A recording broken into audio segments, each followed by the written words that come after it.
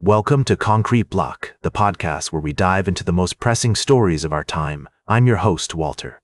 Today, we're going to explore a tale of defiance and uncertainty from Iran, where a young protester's fate has left his family and the world waiting with bated breath. Erfan Soltani, a 26-year-old clothing shop employee, was sentenced to death for participating in protests in Karaj, a city northwest of Tehran.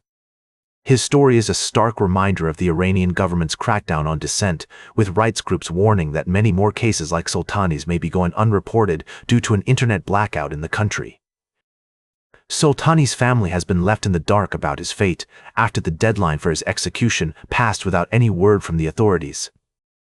His relative, Somayeh, described him as the most loving brother and his mother's best friend, saying that he's a kind and calm person who would never resort to violence.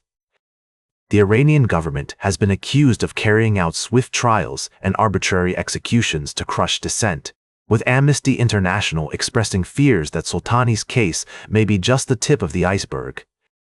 Rights monitors have reported that Iran often sentences protesters in trials that last mere minutes, depriving them of due process. As the world watches, Soltani's family waits anxiously for news about his fate. His story has become a symbol of defiance for Iranian activists who continue to demand political reforms and an end to the government's crackdown on protests. We'll continue to follow this developing story and bring you updates as more information becomes available.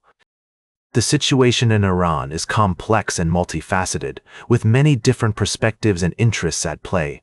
We'll strive to provide a balanced and nuanced view of the events unfolding there.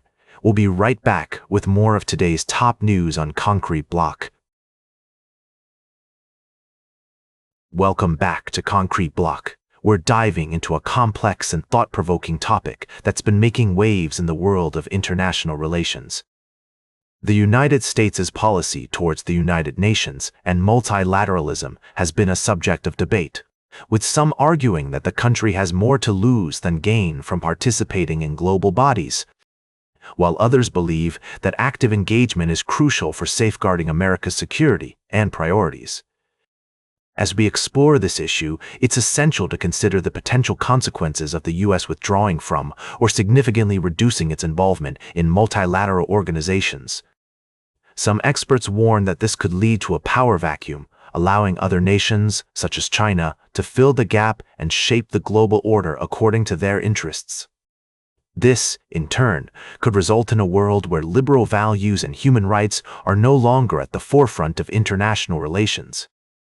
On the other hand, proponents of a more isolationist approach argue that the U.S. should focus on its own national interests and not be bound by international agreements or institutions that may limit its freedom to act.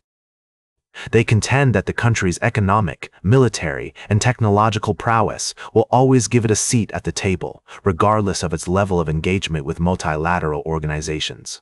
However, others argue that this approach is short-sighted and could ultimately harm American interests. By abandoning its leadership role in global affairs, the U.S. may find itself facing a world where its values and priorities are no longer respected or protected.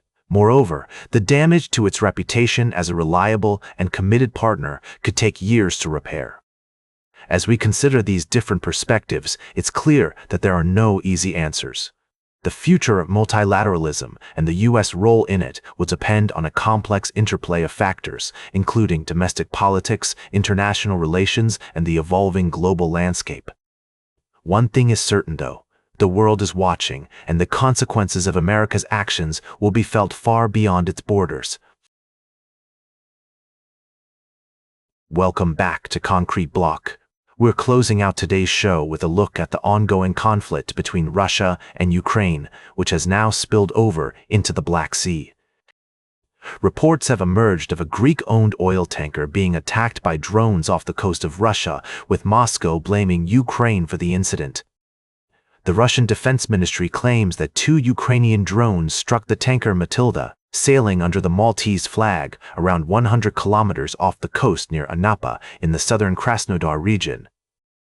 Ukraine has not commented on the allegation, but it's worth noting that Kyiv has been increasingly targeting Russian energy infrastructure and logistical hubs with drone strikes over the past year. Kazakhstan and Greece have both condemned the attack, with Athens saying it will raise the issue with European partners. The incident highlights the growing risks to international energy infrastructure and the escalating tensions in the region.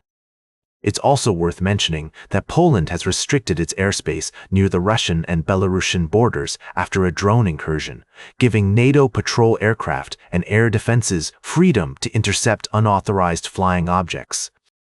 Meanwhile, Russia has summoned the Polish envoy over an archaeologist detention, and there are reports of a Russian national being charged with spying in Poland. As we wrap up today's show, it's clear that the situation between Russia and Ukraine remains volatile, with far-reaching implications for European security.